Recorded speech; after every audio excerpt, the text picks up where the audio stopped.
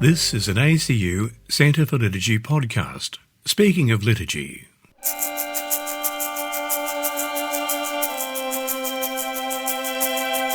Music adds joy and delight to worship and helps us to lift our hearts to God in praise. Speaking of liturgy, D'Arcy Wood, a past president of the Uniting Church in Australia, a former lecturer in theology and liturgy, and a member of the editorial boards of 3 ecumenical hymnals, describes the significance of music in worship and explores how to choose suitable music for the liturgy, bearing in mind the singing ability of worshippers and available musical leadership. The singing of hymns and psalms has a history of thousands of years. Many people regard the Psalms in the Old Testament as the greatest of all hymn books, and I agree with that. The Psalms deal with a great range of ideas, questions, complaints, hopes, and affirmations of faith in God. Although Psalms are often read in worship, they are, of course, songs. They were collected for use in the temple at Jerusalem. St. Paul was keen that his readers should sing to God. "Make melody to the Lord in your heart," he said, singing psalms, hymns, and spiritual songs. There are lots of other references to singing in the New Testament. The early Christians knew and sang the Old Testament psalms, and it wasn't long before new songs appeared. There's a book of hymns for baptism from the 2nd century. In the Gospel accounts of the Last Supper, we read that when they, that is, Jesus and the disciples, had sung the hymn, they went out to the Mount of Olives. What exactly did they sing? It may have been the Hallel, a group of Old Testament psalms. Was their singing accompanied? Probably not, although many instruments are mentioned in the psalms themselves, both plucked instruments and wind instruments. Great writers of hymns soon emerged in the following centuries. For example, Thomas Aquinas and Bernard of Clairvaux in the Middle Ages.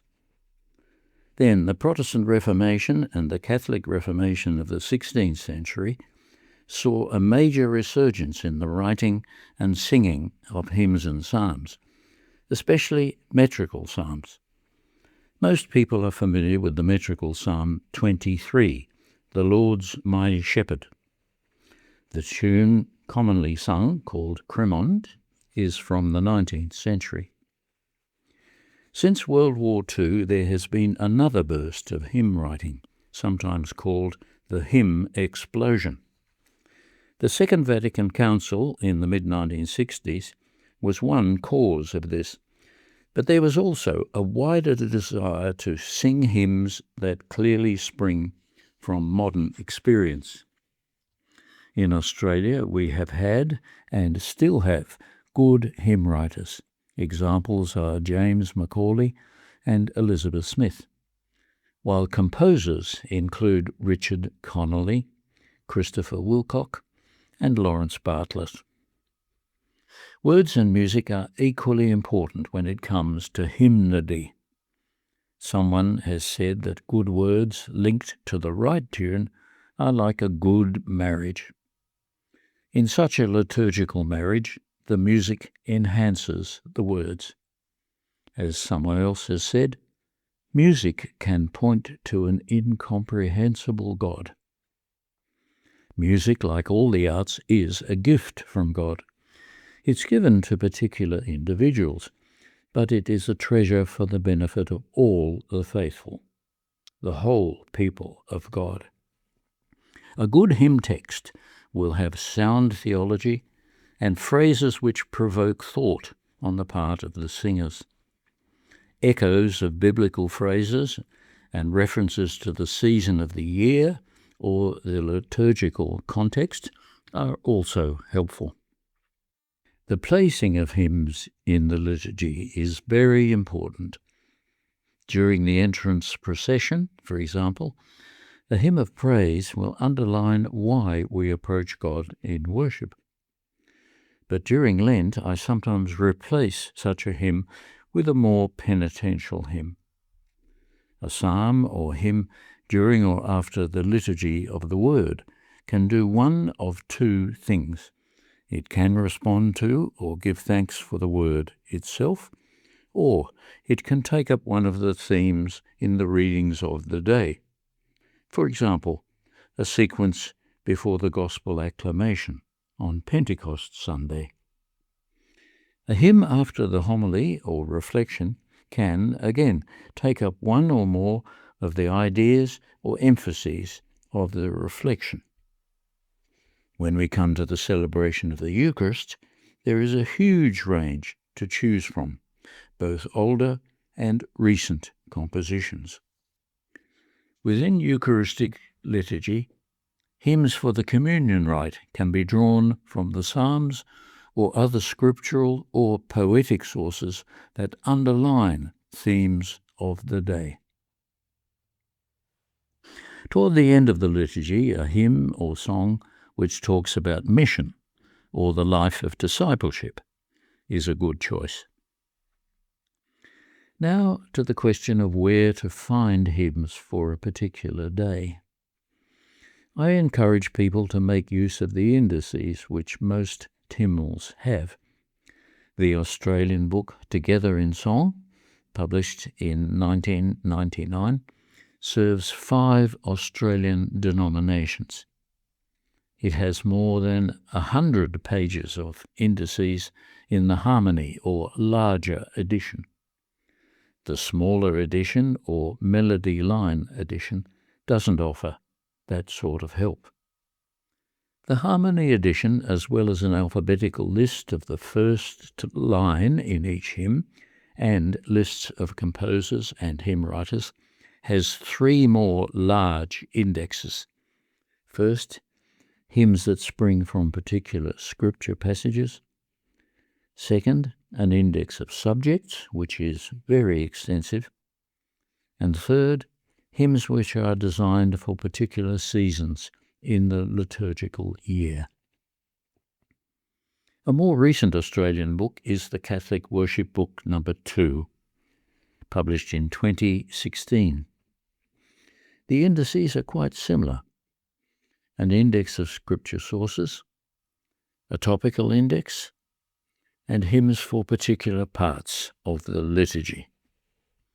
A particularly useful index is the Sunday by Sunday index, which suggests hymns and songs for each Sunday of the 3-year cycle, with tags to the readings or antiphons of the day, so that users will know why the suggestions were made. There are also musical settings for liturgical texts themselves. The choice is very wide. There's a similar set of indices in the book As One Voice, although they are not as extensive. Popular overseas hymns collections, which are in use in Australia, mostly have good indices. Another approach to this is to consult various websites and printed resources which have suggested hymns and songs. Examples of this are Liturgy Help, Liturgia, Willow Publishing, and the Sunday by Sunday magazine published by the Royal School of Church Music, or RSCM. I'm convinced that a parish is best served by a balance of older hymns and more modern hymns or songs. Older hymns, which have stood the test of time, link us with the long tradition of faith which we all inherit, while modern compositions speak from and into the Church of today. When choosing hymns, it's good to bear in mind 2 things. First, the ability of the worshippers as singers. If the music is too demanding in terms of range, rhythm, or the melodic intervals, the people may not attempt to sing. And second, what is the available musical leadership whether it be organist, pianist, or other instrumentalists? Can the musicians interpret the piece of music effectively? And can they give confidence to the singers? Good musicians will take note of music that is sung well or poorly and adjust their choices accordingly. I'm not suggesting that we tread familiar paths all the time. It's good to extend the repertoire of the worshippers. If there's a choir, they may learn a new piece during the week. In the absence of a choir, there may be a few members who are willing to practice a new hymn before the service begins. The aim is to give confidence to the worshippers. As Vatican II said, the faithful should be actively involved in the liturgy. And hymns, songs and psalms are one of the best ways of achieving this.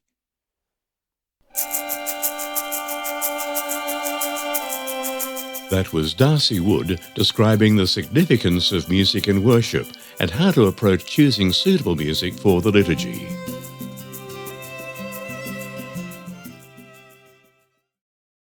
The ACU Centre for Liturgy, which provides pastoral formation in liturgy across Australia and beyond, is pleased to provide this podcast, Speaking of Liturgy.